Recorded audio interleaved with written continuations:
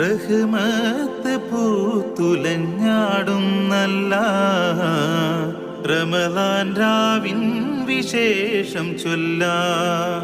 റബ്ബോടടുത്ത് ശുക്ർ ചൊല്ലാൻ വന്നു റൈഹാൻ സുഗന്ധമുല്ല.